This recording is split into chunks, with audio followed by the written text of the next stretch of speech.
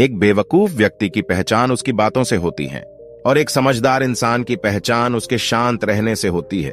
दोस्तों, आचार्य चाणक्य ने भी कहा था, जिस व्यक्ति ने यह समझ लिया कि क्या, कब, कहा और कितना बोलना है, उस व्यक्ति को सफल होने से कोई नहीं रोक सकता।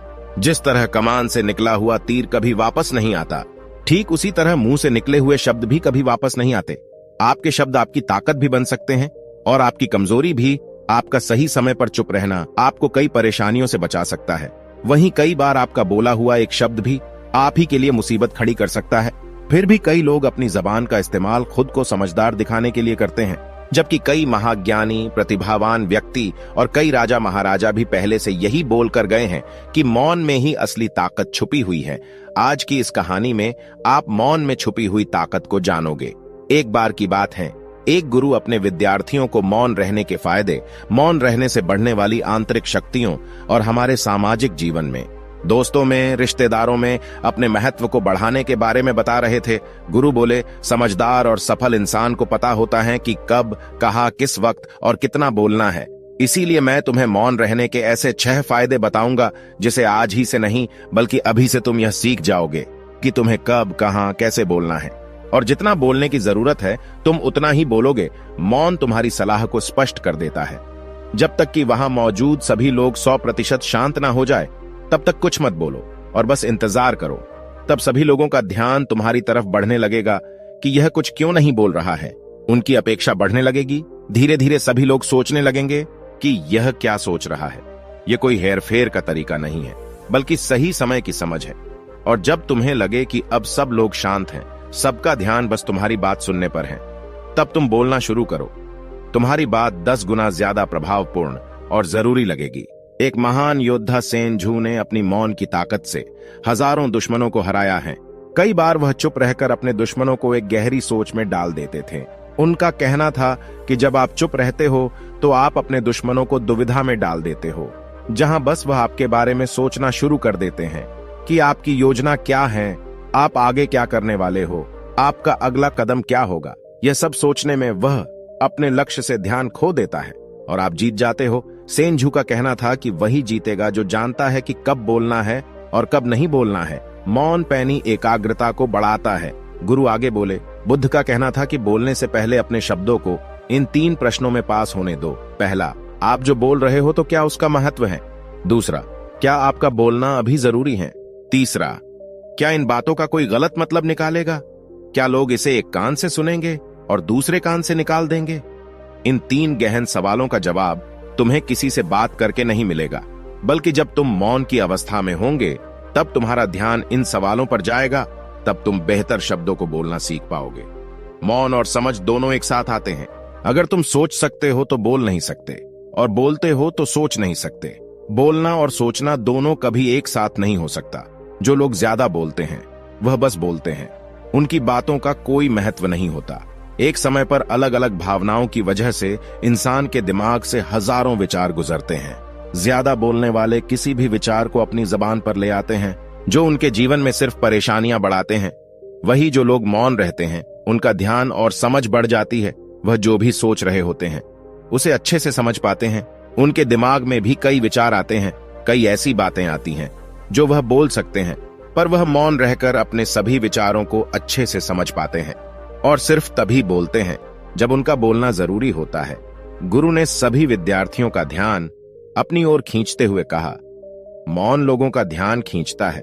अगर तुम एक कक्षा में बैठे हो तो तुमने यह जरूर महसूस किया होगा कि कैसे मौन लोगों का ध्यान खींच लेता है। जब गुरुजी बोल रहे होते हैं तो तुम्हारा मन अचानक भटक जाता है।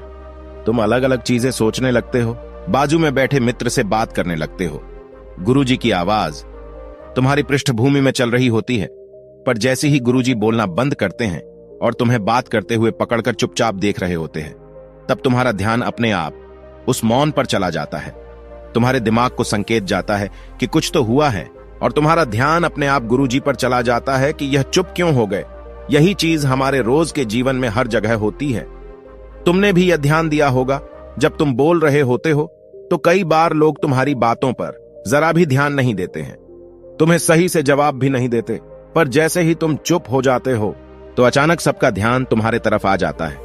और वही लोग तुमसे आकर पूछते हैं कि क्या हुआ है, आजकल बात नहीं करते। मौन विश्वास को बढ़ाता है। गुरु आगे बोले, लोगों के साथ अच्छे रिश्ते बनाने के लिए, अपने से अच्छे लोगों के साथ जुड़ने के लिए यह विश्वास बहुत जरूरी है, और किसी का भी भरोसा जीतने के लिए तुम्हें उन्हें सुनना आना चाहिए।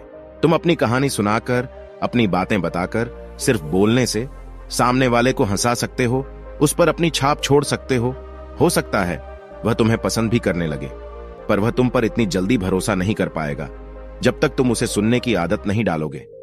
अगर तुम्हारे मन में प्रश्न आ रहा है कि बोलने से ज्यादा सुनना क्यों जरूरी है, तो यह सवाल इस तरह है कि क्यों जमा करना खर्च करने से ज्यादा जरूरी है। लोगों की बातों को सुनना, उसे समझना इतना आसान नहीं है।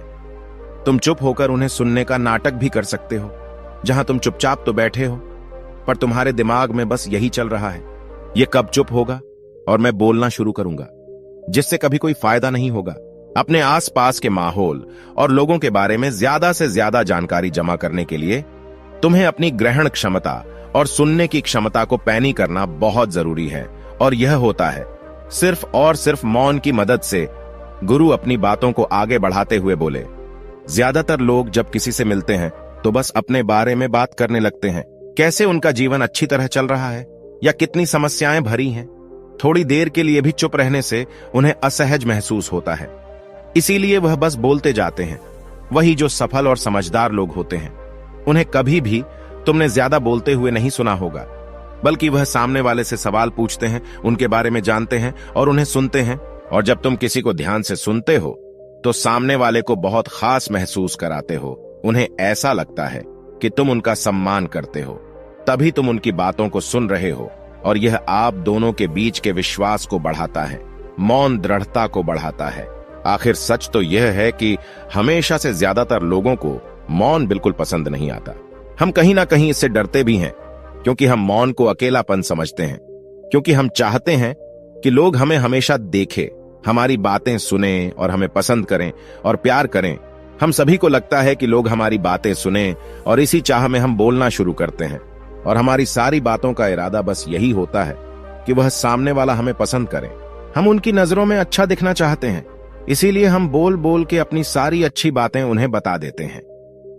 गुरु कुछ देर शांत रहे, जिस कारण सभी विद्यार्थियों का ध्यान उनकी तरफ हो गया। तब गुरु ने आगे कहा, मौन हमें डराता है कि अगर हम चुप हो गए तो सामने वाले का ध्यान कहीं हमारी कमियों पर ना चला जाए, वह कहीं हमें अच्छे से समझ ना पाए, क्योंकि अंदर ही अंदर हम सभी यह बात जानते हैं कि हम पूरी तरह सही नहीं हैं, और मौन ना रहकर हम इस सच को लोगों से छुपा रहे होते हैं। इस झूठे जीवन को जीने से हम अंदर ही अंदर और कमजोर होते जाते हैं। लेकिन मौन हमारे जीवन में एक आईने की तरह काम करता है। जब हम शांत होते हैं तब हम अपनी चेतना के साथ जुड़ते हैं, जो हम वास्तविक हैं, और सच को देख पाते हैं कि हमें खुश रहने के लिए लोगों की सहमति की कोई जरूरत नहीं है। कोई हमारे साथ चाहे अच्छे से व्यवहार करें या हमारा अपमान करें, हमें कुछ भी बोले या हमें अनदेखा कर दे, इससे हमारी वास्तविकता पर कोई फर्क नहीं पड़ता। और मौन हमें यह ताकत देता है कि हम खुद के साथ अकेला महसूस नहीं करते, बल्कि मौन में अपने साथ समय बिताने से हम खुद को ज्यादा पसंद करने लगते हैं, जो हमारे आत्मसम्मान और आत्मविश्वास को बहुत ज्यादा बढ़ा देता है। मौन बातचीत में मदद करता है। जब तुम चुप रहते हो, ज्यादा बोलते नहीं, तो लोगों से तुम्हारी ताकत और कमजोरी दोनों ही छुपी रहती हैं। इससे तुम्हें कोई भी नुकसान नहीं पहुंचा सकता और ना ही तुम्हें दुखी कर सकता है। अपने मौन से तुम अपने ऊपर एक सुरक्षा कवच लगा लेते हो, और कोई नहीं जान पाता कि इस मौन व्यक्तित्व के पीछे कैसा इंसान है। गुरु ने अपनी बातों को समाप्त करते हुए कहा, तुम्हारे इस रहस्य से तुम्हारे चाहने वाले तुम्हें कभी छोड़ नहीं पाते, और तुम्हारे दुश्मन कभी तुम पर हमला नहीं करते। दोस्तों, जब सामने वाला चुप होता है, तब आपके मन में बस यही आता है कि वह क्या सोच रहा है। इसे पलट दो और सामने वाले को सोचने दो कि आप क्या सोच रहे हो। फॉर एग्जाम्पल, मान लो आप एक जॉब इंटरव्यू में हो और बात आपकी सैलरी की चल रही है। सामने से आपको एक अमाउंट ऑफर किया गया है, पर आपको उससे ज्यादा सैलरी चाहिए। तो कभी भी एकदम से जवाब मत दो, थोड़ी देर का वेट करो, कुछ देर साइलेंट रहो। अनकंफर्टेबल साइलेंसेस किसी को पसंद नहीं है। इसे खत्म करने के लिए वह कुछ ना कुछ जरूर बोलेंगे, और जाने अनजाने में वह कोई ऐसी इंफॉर्मेशन रिवील कर देंगे जिससे आप अपना कोई फायदा कर पाओ और अपनी बात मनवा पाओ। दोस्तों, आशा करते हैं यह कहानी आपको अच्छी लगी है। आपने कहानी से कुछ सीखा है तो कहानी को लाइक और शेयर जरूर कीजिए और ऐसी ही प्रेरणादायक कहानियों के लिए हमारे चैनल को सब्सक्राइब कीजिए और बेल आइकन पर प्रेस कीजिए। मिलते हैं अगली कहानी में। तब तक के लिए अपना ध्यान रखें। धन्यवाद।